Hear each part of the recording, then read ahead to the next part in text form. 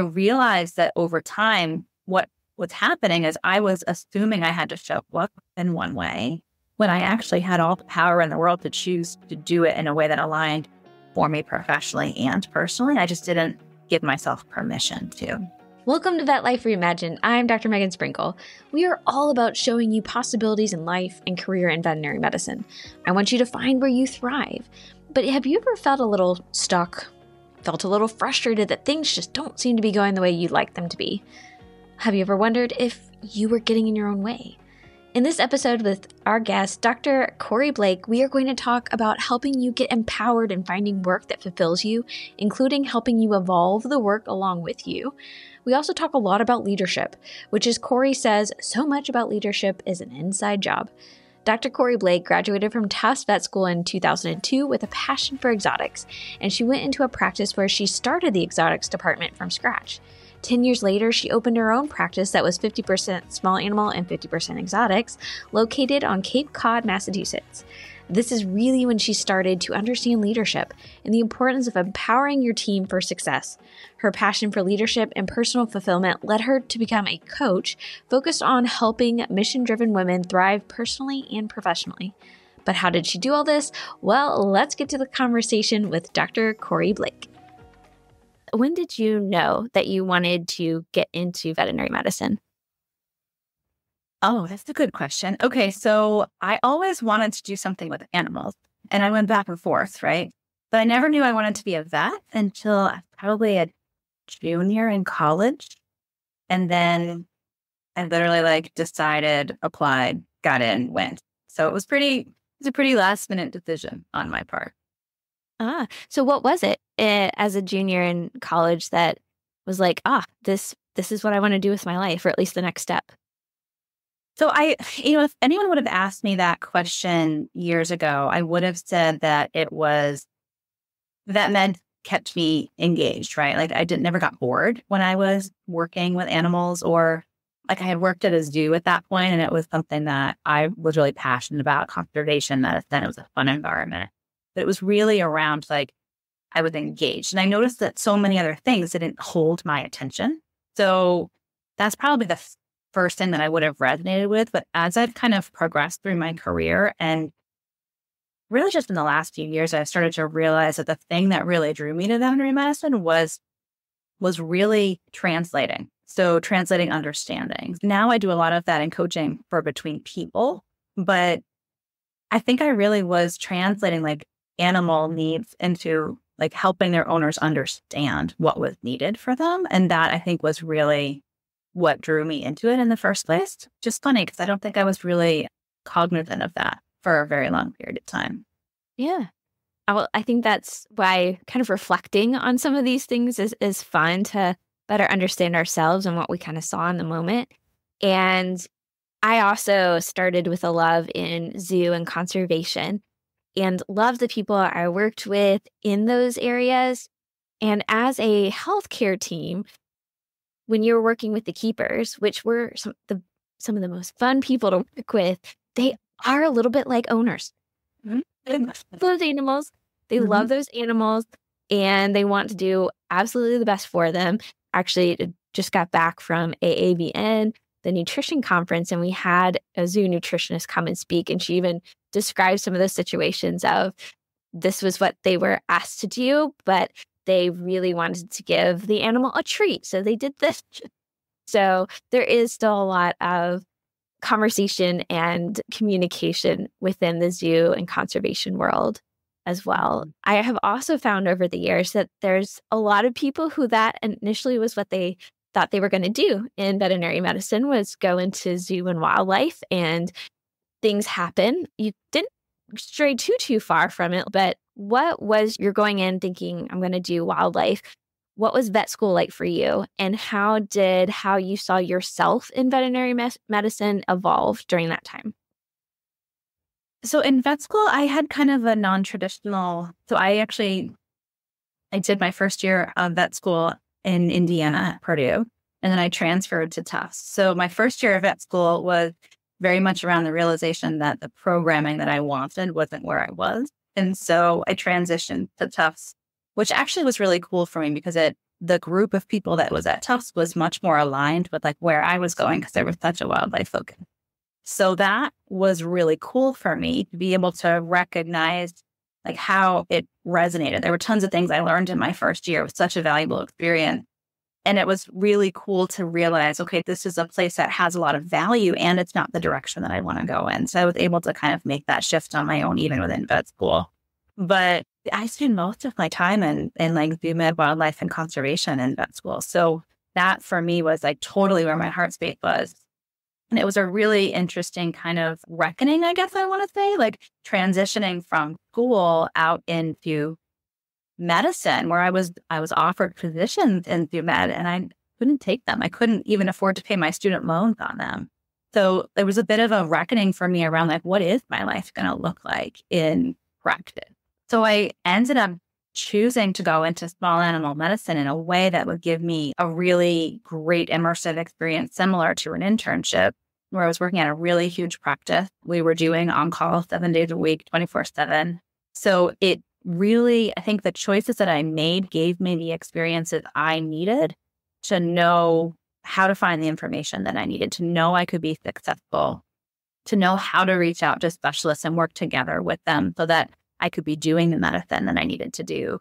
And I don't think I would have become the vet that I am now without having been put in that circumstance, right? Like I think I really needed to go through that first experience, to work in referral practice, to really understand what I was capable of and to know what I could handle. So it's kind of like the situations where we don't always anticipate that we're getting what we want can often serve us the best. Yeah. We talked about having this plan, and a lot of us think it needs to go perfectly.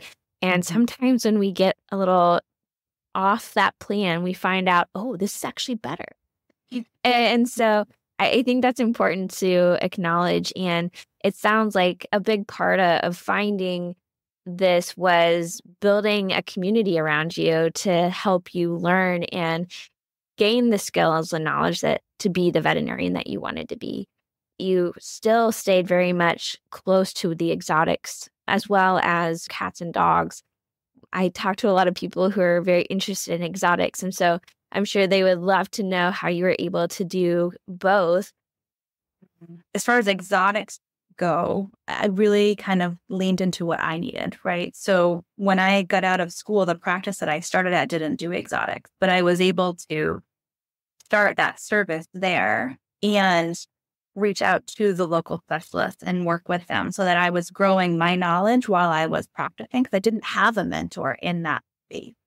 And I was able to grow that to the point, my knowledge to the point to develop a reputation to the point where I actually was hired as a referral exotics doctor at the local referral hospitals and ran that service for 4 years. So working intimately with the specialists that were like within a few hours of me made all the difference in the world to be able to basically align well with the things that were important to me from a caseload perspective.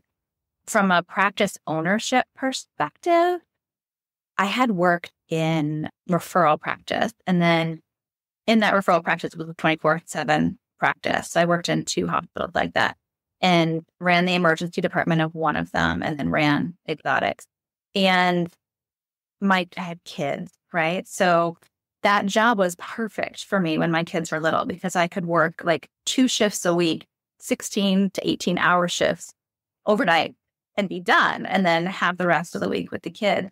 And when they hit school age, they were 5 years old, and all of a sudden, my schedule ended up being something where I was working opposite.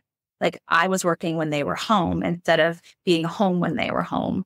And so that for me was a big turning point because I was really happy in referral and emergency practice. I enjoyed the medicine. I loved the stimulation, but it ended up being a choice for me around where's the freedom? Where do I get to continue to grow?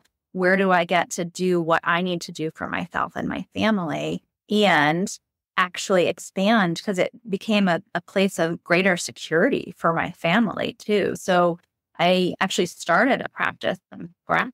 And it was nice because I had been doing all this referral work for exotics. And so it was easy to continue that. So I still had like 50% because the local emergency hospital didn't want to do them without me there. So they just were like, go ahead. So it was kind of like a win-win that we were able to continue that service. And that I was able to kind of create a schedule that was much more aligned to what I needed as a mom and as a human being, right? Like not just as a vet.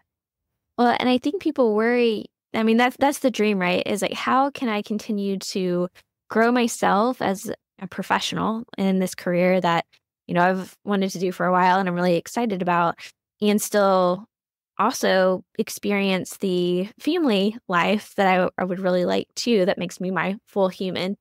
And I think a lot of people feel like they have to compromise.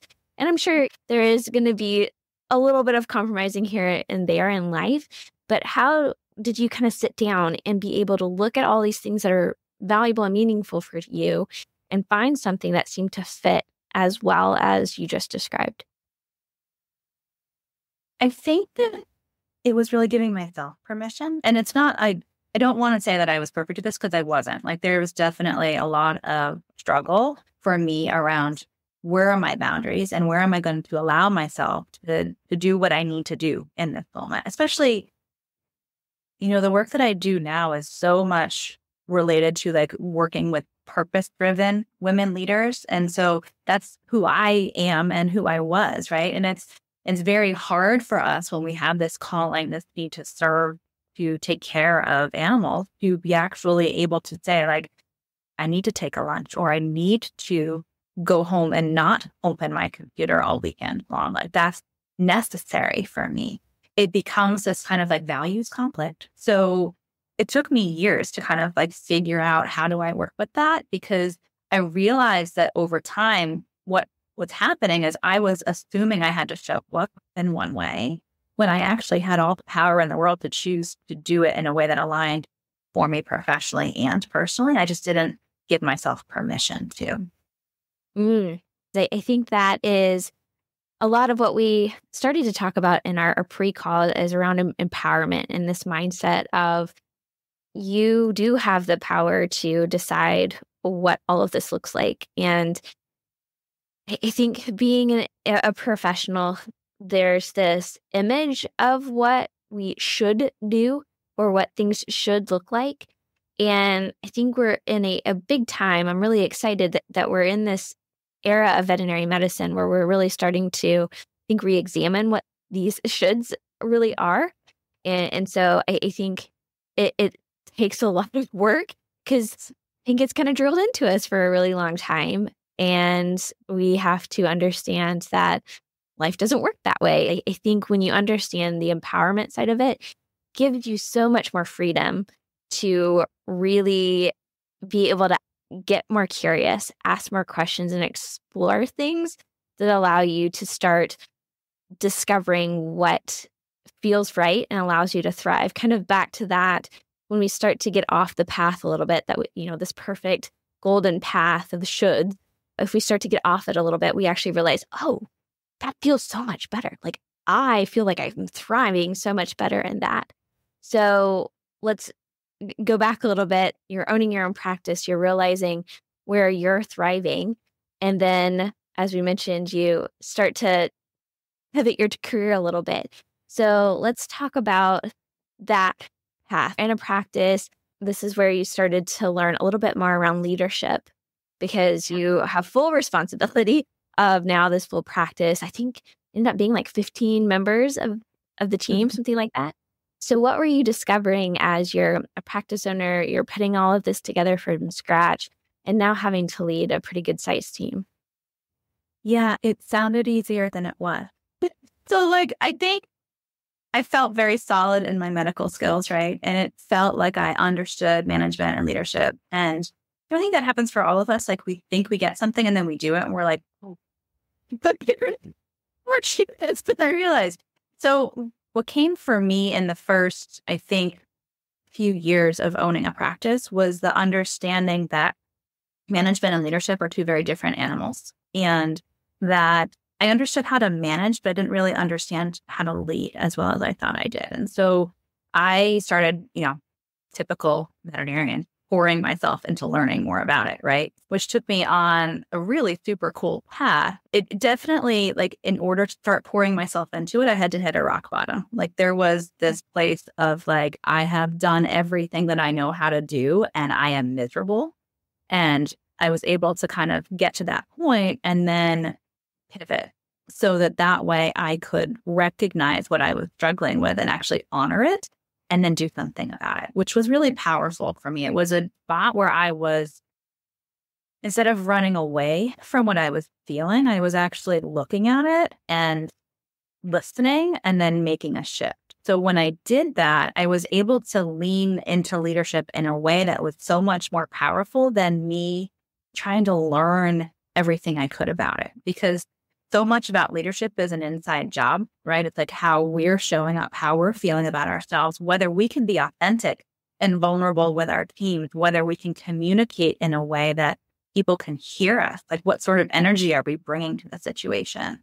And what I realized is that no matter how much education I did about management and leadership, et cetera, it didn't matter unless I figured out what was going on for me internally and figured out how to work with that. So that was a huge, huge shift for me. So I started working with an executive leadership coach as part of that journey and fell in love with the process. Because what that did for me is it allowed me to really figure out what it was I wanted, figure out how what I was doing was different from that, be able to become more authentic with my team, and to create actual connections with them, as opposed to just being the one who was dictating. I was able to create a system that is so much more organic and culturally beneficial because I did the inner work. And that shifted the entire way that I show up as a leader. And it made it so much easier. You know, before I felt like I had to hold the wall all the time. Like I was constantly searching for what needed to be fixed. Now I get to lean back into it. When I'm working at the hospital, I can lean back and watch the team that I've cultivated do their thing. They're empowered to do what they want to do and to have the right conversation to move the ball forward. It's a whole different dynamic. So that became the sweet spot for me, that it was so exciting to watch people shift from this place of, I'm not sure what to do, needing to be guided, into being empowered, and to see a team in that way was like incredible for me. And to watch the leaders on my team be able to kind of level into the place of holding that is just super cool. So that's kind of where I've pivoted into, is to really helping people figure out their clarity around what it is they're doing, and then helping them to recognize what they need to do or want to do internally so they can show up and have the experience that they want to have in veterinary medicine or otherwise. Taking ourselves off autopilot, because so much we've been just running, right? And that's so much of what we do. Yeah. Constantly running like a treadmill. And I heard you talk about this similarly on another podcast about how really it's working on yourself. That's the key to the leadership and everything else. And I think that's also, we're problem solvers. So a lot of it is like fixing the things around us instead of realizing that, oh, if I just like took care of myself and understood myself better, and that the self-work, everything else seems to flow a little easier instead of just always feeling like you have to hold up walls or fix things like you were talking about.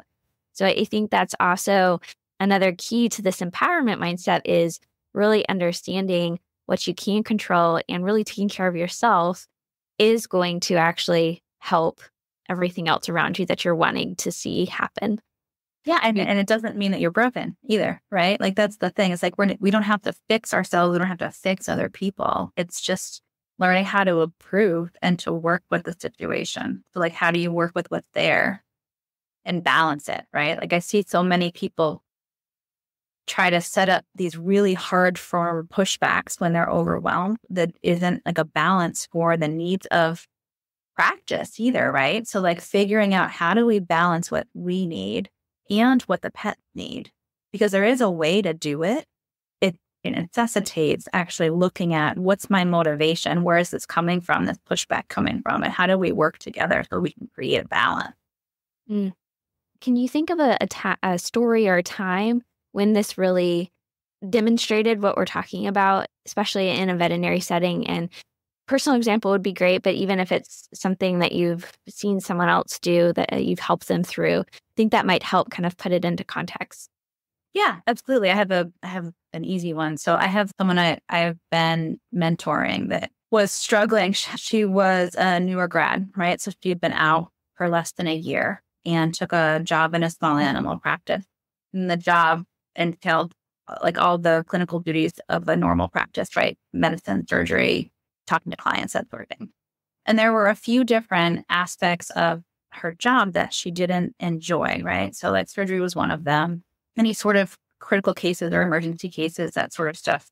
She was struggling with having set boundaries for herself and wanting to set boundaries for herself to protect herself around not doing surgeries or not seeing sick things. And I think that where she was coming from was this place of like, this is really stressful for me. And I'm looking at it as a source of stress. And I need to figure out how to take care of myself in this moment, right? Like, how do I set a boundary so that I don't feel overwhelmed and I don't get burnt out? So she's trying to create this setup for herself where she could contain it, essentially, right? And one of the things that we worked on was, okay, so if we do this in this moment, if we stop seeing surgery in this moment, if we stop seeing these sick critical cases, what's that going to give you right now? Okay, so it's going to make right now a little less stressful. Where is that going to put you in 10 years? You know, what sort of vet do you want to be in 10 years? So if you want to be a vet that is just doing wellness appointments, that will set you up for that. But if you want to be a vet that's able to handle those things later on in your career, how is this choice now going to affect that? Because there's like the short-term thought versus the long-term thought. And so many of us are struggling with, in this moment, I'm so overwhelmed and I'm scared. And the only thing I know how to do is to put up the wall, right? And so that's where a lot of that kind of pushback and discordance happens between management or ownership and doctors. It's like, how do we kind of create a way that we work together over these things? Because the answer is not to shove people into things that they're not comfortable with. It's also not to have them avoid them completely, right? So how do we create a support structure that allows them to lean into their growth edge without jumping off the bridge, essentially, right? Because we don't want to send someone who's been out of school for 3 months into a GEV with no guidance. Like, that's not going to be supportive for them. But we also don't want them to avoid surgery. And then the other piece around it is like realizing the different perspectives. There's been a couple times where I've had newer graduates who've been in these roles they've been hired for that are like uncomfortable with a piece of it, understandably so, right? Because it's terrifying when you're out of school and you're learning all these things. And a number of them, when they've been kind of in this place of like unsurety or trying to put up boundaries, it's really easy for us to focus on what it is that we need in the moment and sometimes forget that we are also hired to do a job, right? And so what does that job entail? When someone hired us to do the job, what was the conversation around why were they hiring us and what were the needs that we're fulfilling by doing that job? So I think it's really important that we gain that perspective from both sides because neither one is evil, right? We're all just trying to figure out how do we balance the needs of the system. And in many ways, the system needs to be reimagined, just like you're talking about, Megan, right? Like in a lot of ways, we need to start thinking differently. But the more we can notice where we're at and notice when we're kind of like pushing out the walls because we're overwhelmed or like saying, I don't want to do that because it's scary. Like, what's the point at which we stop growing? And how do we balance that with being authentic and being able to say, like, I'm concerned about this. This doesn't feel comfortable. And I know it's important to the business that we have this service. So how do we create a middle ground where I can feel supported to grow? And, maybe we don't do as many of these things in the first 6 months. How do we create that balance? There's lots of ways to do that. The more we get true to ourselves and understand what it is we need, the more we can have those conversations. Mm. I hear several different things in that. Also realizing that, yes, it is good to understand ourselves and take care of ourselves, but not at the consequence of hurting everything else, which is either our long-term self, but also we still live in a system, and it's important to understand and work with the people around us as well. So there is, I always try to stay away from the word balance, but it seems right. And this one, I just listened to a podcast, and it's not the first time I've heard this, but they talked about how stress is not always a bad thing, that we need stress in our lives. A lot of it is how we look at the stress that is what's impacting our health. So sometimes we get too focused on, oh, we don't want to be stressed. And it's like, actually, some stress is good and extremely normal when you are doing something that is not something you've been doing for 10 years. And so to me, it goes into understanding how to communicate.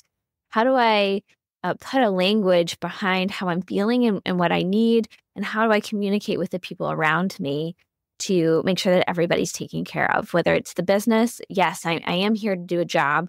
How do I work with the job and everybody around me to make sure that we are working together to get everybody's goal achieved?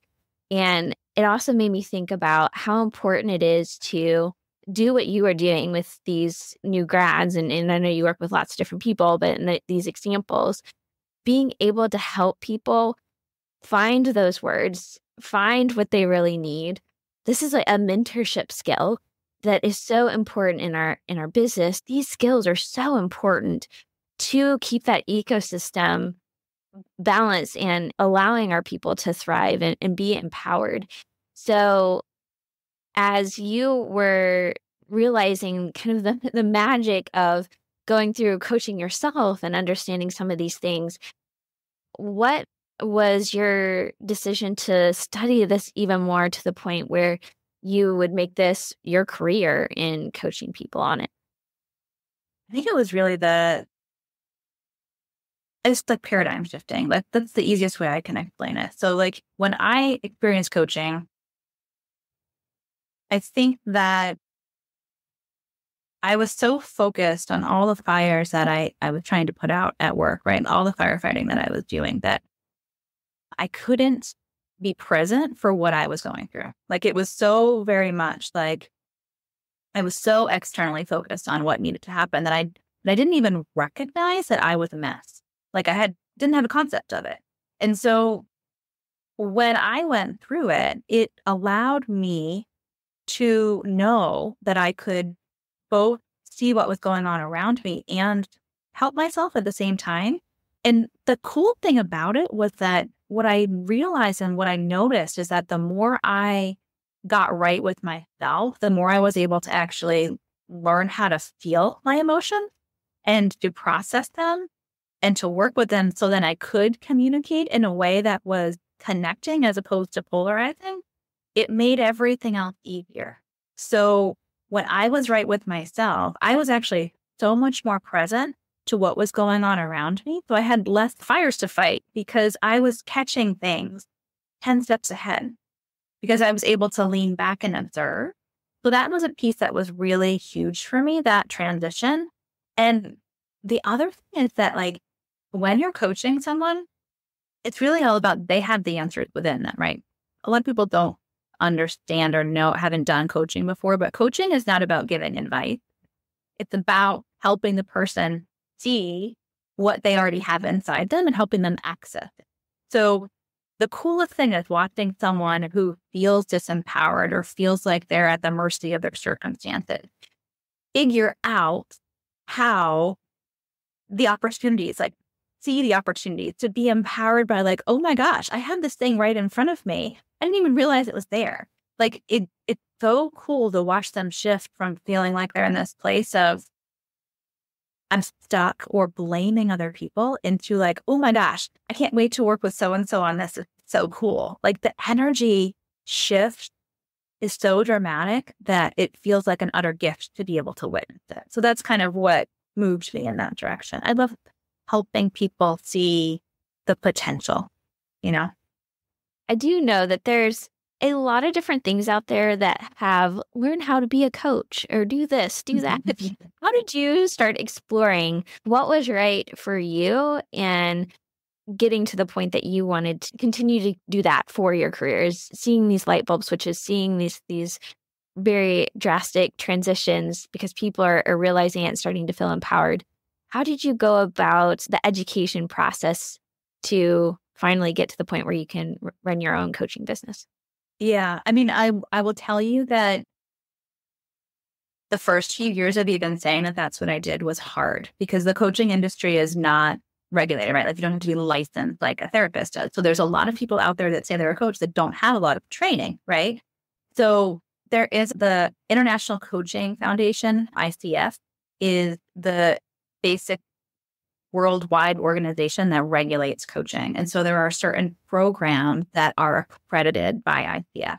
So I chose a program that is ICF accredited. It's called IPAC, the Institute for Professional Excellence in Coaching. So that's like a year-long program that is really intense, and it's accredited at different institutions. So basically you do that, and then you go and you sit for the ICF exam. So I chose the path that was the most regulated because as a vet, right, like I want to make sure that and I think that that's also, it's hard because there's a lot of people that say they coach at work, but they're learning, right? So there's a different level of coaching that happens when you have been immersed in the field of how do you create safety for someone and take them through this process in a way that is non-judgmental and that can celebrate the win. And part of our job as a coach is to push people, right?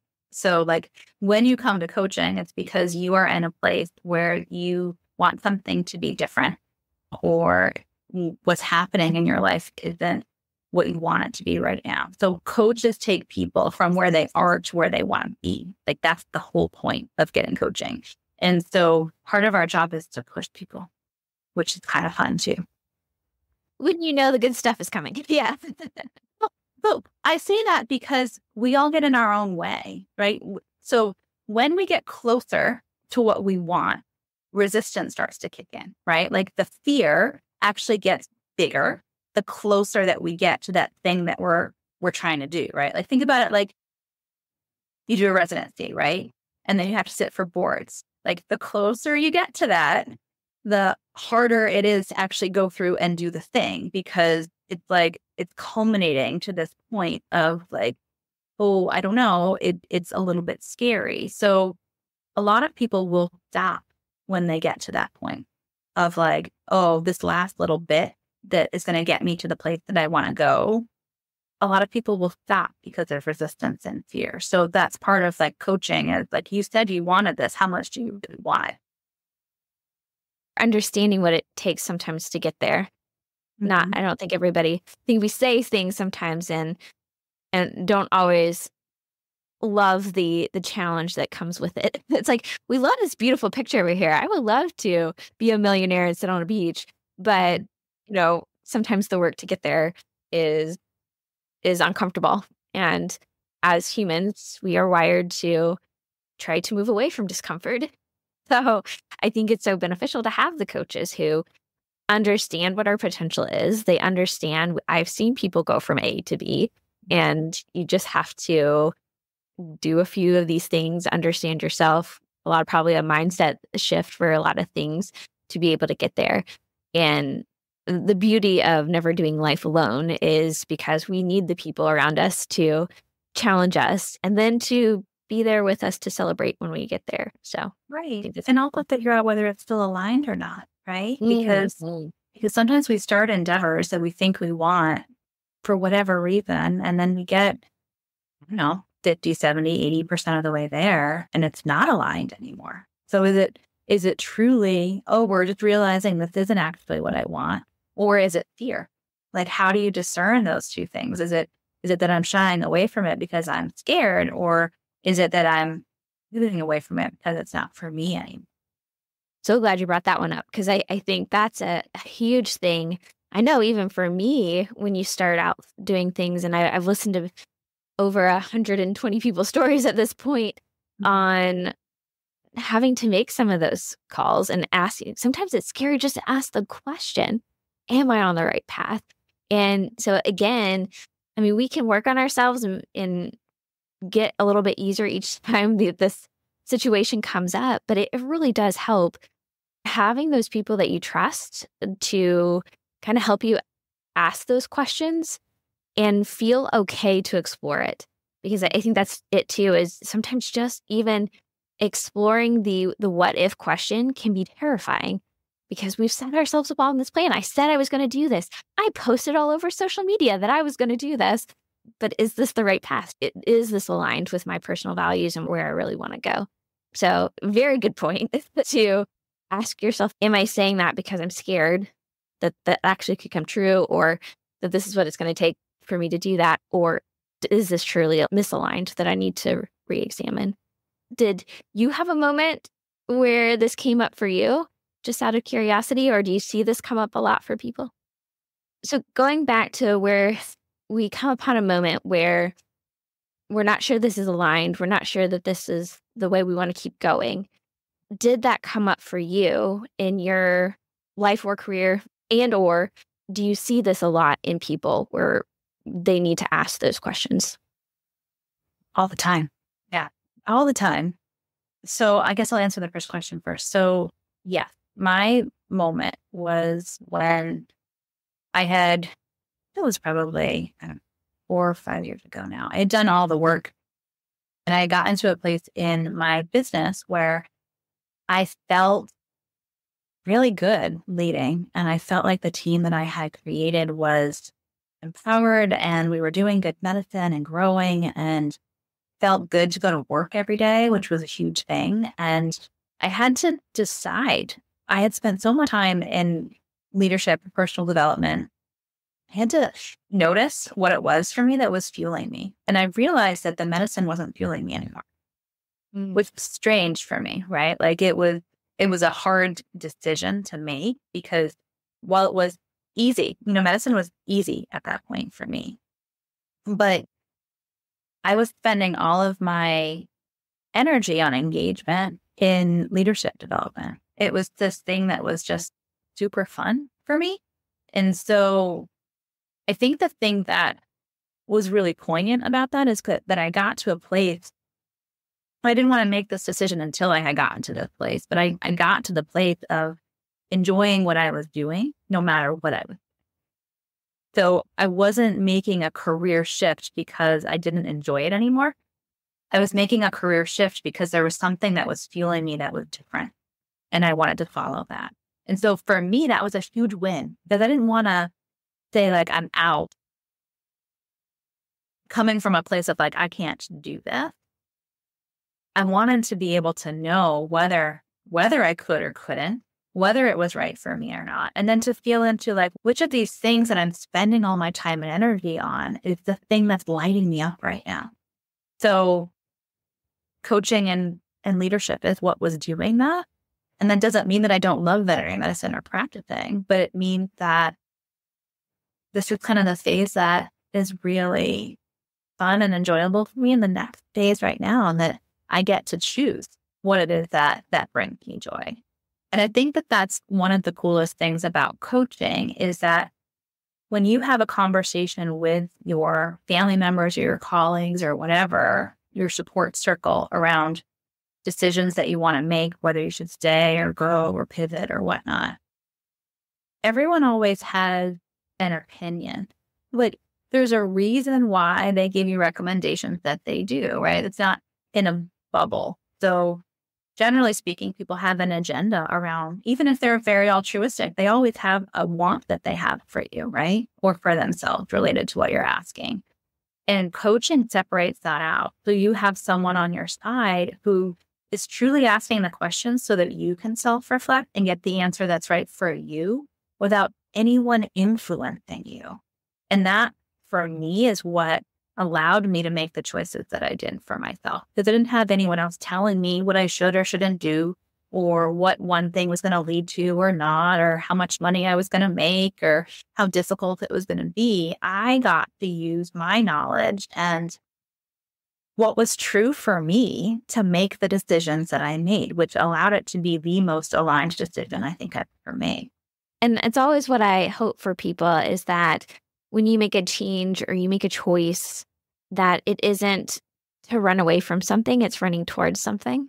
Mm-hmm. And so that's exactly what you described, is that you found where you were thriving and happy and enjoying, and you leaned into more of that.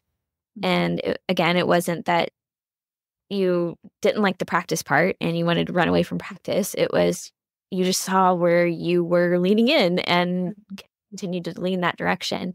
And I think that goes also to the empowerment and where I would like our profession to always be. And again, not making choices, I just got to run away from this. It is, I'm leaning into this. I'm noticing this is where I'm thriving, which I think this takes a lot of work too, right?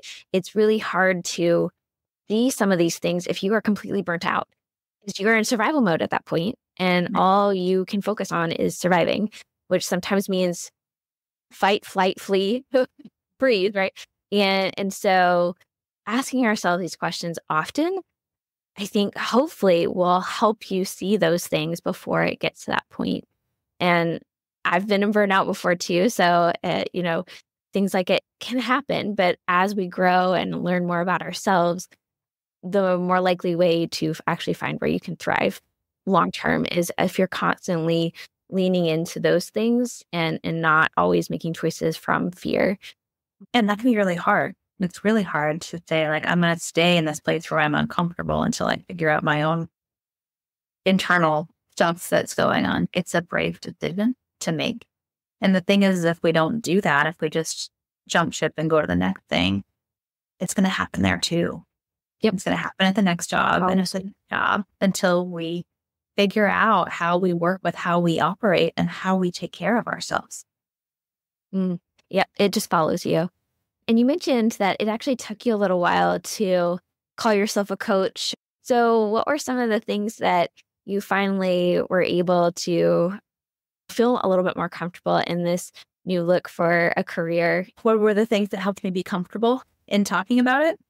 Yeah. I think that, well, for sure, getting like all of my certifications and things under my belt, so I have the credentials, was the first thing. But I think a lot of it was my own self-judgment around, like, I'm giving up being a veterinarian to do this thing, right? Which I'm not doing.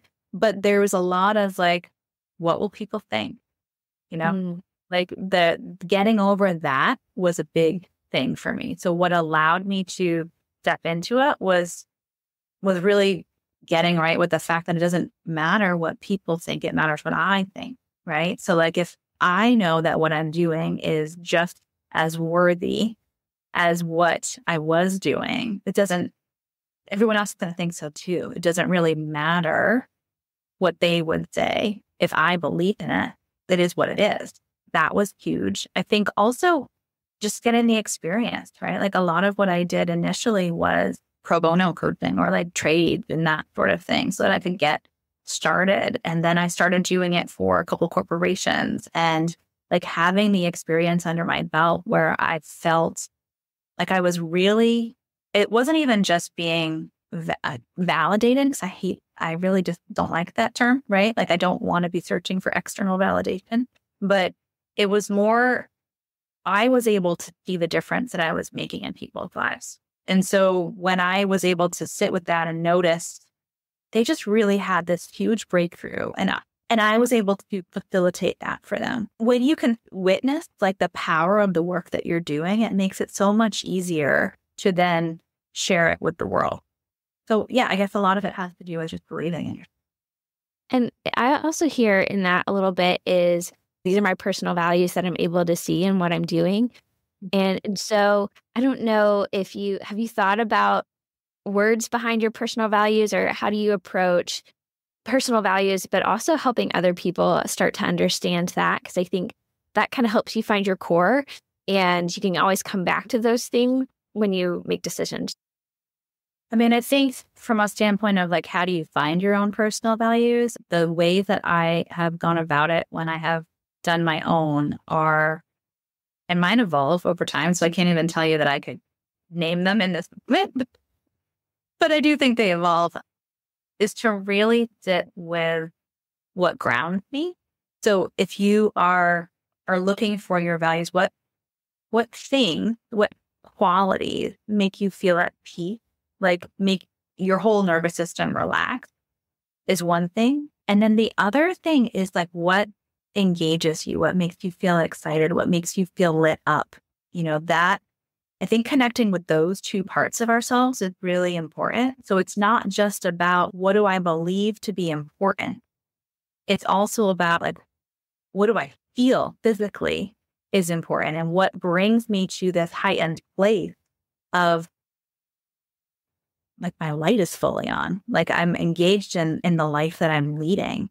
And when we follow that pleasure, whatever our desire is, whatever brings us to that point of wonder for the world that we're living in, is part of our value structure. So how do we align with that? I think that so often we look at values from an external perspective of how are we going to be acknowledged? What are people going to think of us? But really, the only way to create true alignment is to feel it. So what's it going to feel like to you if you are living in an honest way? What's it going to feel like to you if you are kind? It's really looking at what your lived experience is going to be and who do you want to be remembered as? I like putting it that way. I think that helps a lot. And when you were talking, it made me think Brene Brown has this long list of values that she talks about. If you can always add your own.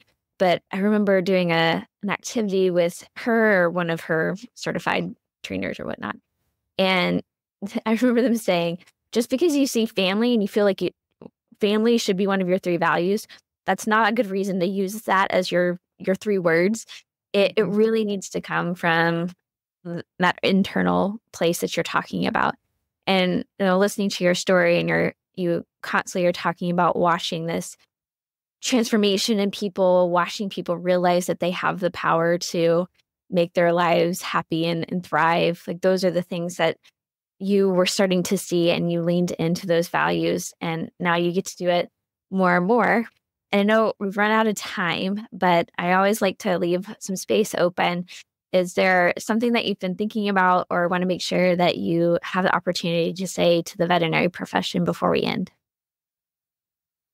Sure. Yeah, thank you. I think that the thing that I would want to say to people who are in veterinary medicine is that you always have the opportunity to keep realigning with what is true for you, and that can change over time. So like what's right for you in this moment may be right for you for the next few years. And in 4 years, it might be different. And that's okay. It's okay if you evolve as your life goes on. And really like what we were talking about before, like if you're thinking about making any sort of changes in your career, whether it's moving to a different practice or changing, whether you're in clinical medicine or pharmaceuticals or whatever, really looking at what your motivations are in that moment and whether there's work that you need to get right with yourself on before you do it. Because having been in the situation of jumped from place to place, I know from personal experience, and I've witnessed it so many times, that ideally you really want to be right with yourself before you make that move. So that way you can find the thing that truly is aligned with what you want and what you need. Because if you jump from a place of being depleted or from being unhappy or scared, you're not going to end up in the place that's truly aligned for you. So the more you can get aligned where you are with yourself right now and then make that choice, the better off you're going to be in the long run. Absolutely. It's very natural for us to grow and evolve. Like you said, even our personal values may evolve over time. And in fact, that's something that I hope people would want to happen. So, well, thank you so much. One final question before I let you go. What is something that you are most grateful for? I am most grateful for in this moment, the fact that, so I sold my practice a couple of years ago so that I could focus on leadership and coaching. And I'm grateful for the freedom that I've created in my life right now. My daughter is going into her senior year this year, and my son just started college. And I'm grateful that I have the freedom now to work however I want to work, from wherever I want to work, whenever I want to work. And that means that sometimes I work on the weekends and sometimes I work at night and sometimes I don't work at all during the day. And it's what aligns for me. So the freedom of choice has been really incredible for me in the last few years. And I'm grateful for that. I hope you enjoyed this fascinating veterinary story. We can make an impact in so many places. Check out the show notes for lots of resources. Please make sure you are subscribed on your podcast app, subscribe on the YouTube channel, and follow me on LinkedIn, where I hang out the most. You can contact me on LinkedIn, on the website at vetlifereimagined.com, and brand new is that you can text me. To send me a text message, find the link at the top of the show notes below that says, send us a text message. I want to thank our longtime sponsors, Fire Consulting and Will Hughes, who support the podcast over on our hosting platform, Buzzsprout. You can support the podcast too. Just check out the show notes for a link. And I hope to see you next time on Vet Life Reimagined.